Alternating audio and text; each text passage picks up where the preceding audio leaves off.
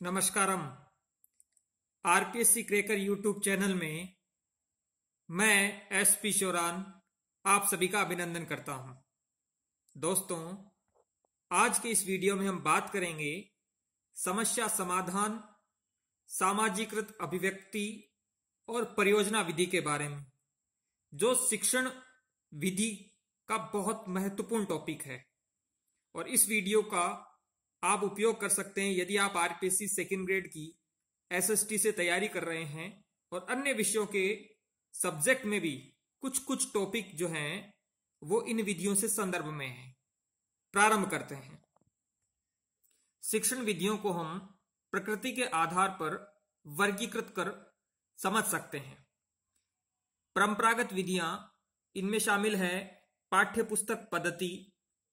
बाल केंद्रित विधियां, इसमें शामिल है समस्या समाधान विधि, विचार विमर्श विधि, योजना विधि। शिक्षक केंद्रित विधियों में शामिल है कहानी विधि, व्याख्यान विधि। आगे हम बात करते हैं शिक्षण के प्रमुख सूत्र, अर्थात जब शिक्षण होता है, टीचिंग होती है, तो क्या प्रमुख सूत्रों का उपयोग करना चाहिए।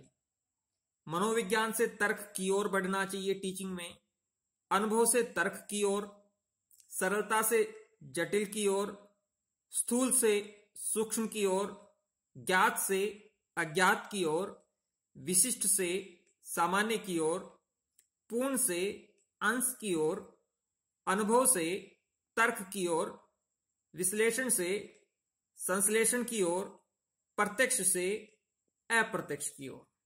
ये शिक्षण के प्रमुख सूत्र हैं जिनका उपयोग टीचिंग के दौरान एक शिक्षक को करना चाहिए।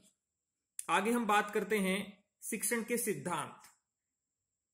नियोजन, अर्थात शिक्षक जब भी कुछ पढ़ाए तो उसकी प्लानिंग पहले से होनी चाहिए। रुचि का सिद्धांत है, आनंद का सिद्धांत है, क्रियाशीलता का सिद्धांत है, व्यक्तिकता का सिद्धांत है, विषय वस्तु चयन का सिद्धांत है, जिसमें ज्ञान व्यापक रूप से दिया जा सके और जो ज्ञान दिया जाए वह योग्यता, आवश्यकता और रुचि के अनुसार हो। विभाजन का सिद्धांत है, जीवन से संबंध स्थापित करने का सिद्धांत है, प्रेरणा का सिद्धांत है, आवर्ती और दोहराने का सिद्धांत है। ये टीचिंग के सिद्धांत हैं। अब आप गौर करें, मैंने राजनीतिक विज्ञान भाग 6 में कर्तव्यों को समझाने के लिए उसे जीवन के बहुत से घटनाओं, मूल्यों से जोड़ा। और आपने यदि वो वीडियो देखा तो आपको लगा होगा कि हाँ, हमें 11 के 11 कर्तव्य याद हो चुके हैं।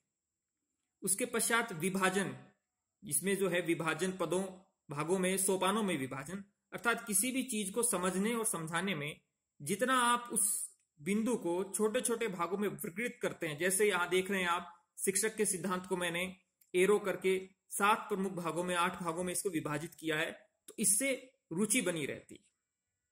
सबसे अंत में इसमें है आवृत्ति और दोहराने का सिद्धांत। मैं अपने वीडियो में कहता हूं कि आरपीएससी क्रैकर के वीडियो को आप बार बार उनका रिवीजन करें। बहुत महत्वपूर्ण वैज्ञानिक तथ्य है इसमें, तर्क है कि बिना आवृत्ति के, बिना दोहरान के आप चीजों को याद नहीं रख सकते। और शिक्षक के लिए यह बहुत महत्वपूर्ण होता है कि वह इस बात को खुद पर अप्लाई करे और अपने स्टूडेंटों को भी समझाए। अब हम बात करते हैं समस्या समाधान विधि की।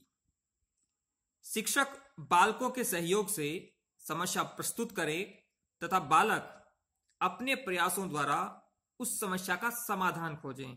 इसे कहते हैं शिक्षण की समस्या समाधान विधि।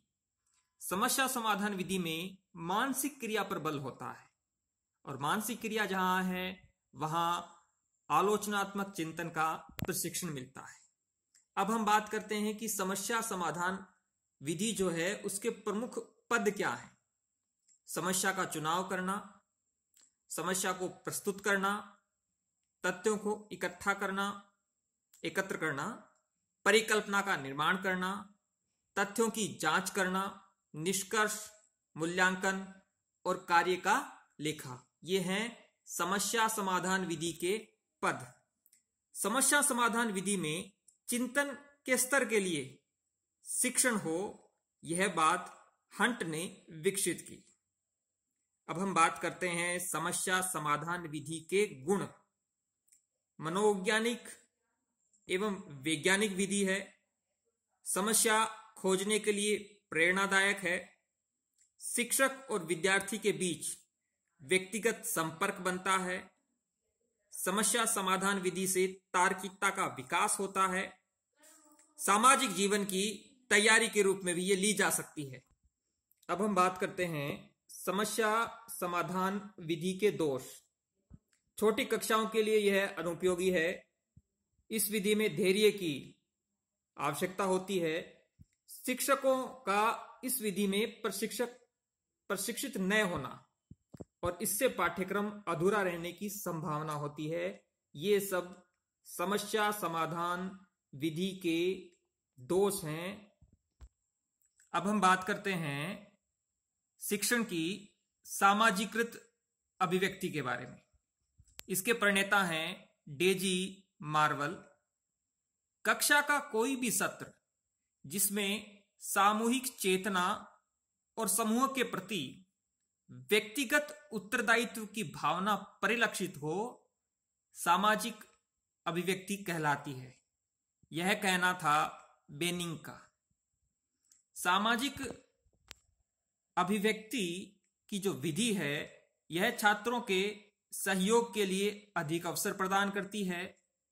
सामान्य सामूहिक वाद विवाद की विधि है।